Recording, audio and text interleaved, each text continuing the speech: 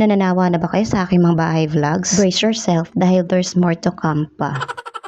Uy, hindi ko naman kayo pinipilit, pero masaya kung papanoorin niyo siya hanggang dulo. At mas masaya kapag hindi niyo rin i-skip ang ads.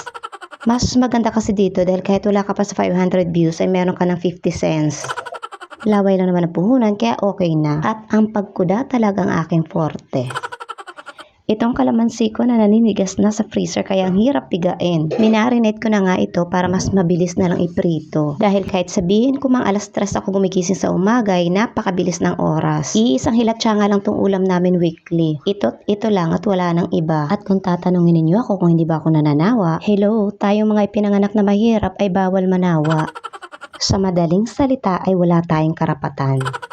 Ito ang nakakasawa, ang taba. Ibinukod ko na nga ito dahil hahalo ko siya sa alamang. At wait, may chicken feet kami. Bongga.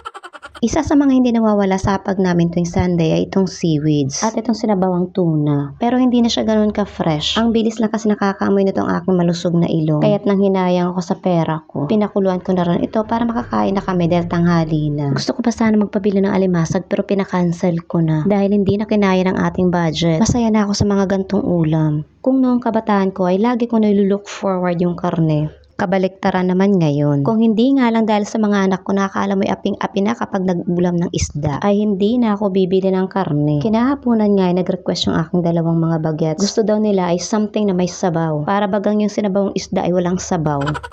Pumayag naman ako pero syempre yung gusto ko ang masusunod. Kainaman na talaga itong mukha ko kapag nasa bahay lang. Kaya hindi talaga ako pa pwedeng mag-post ng picture ng woke up like this.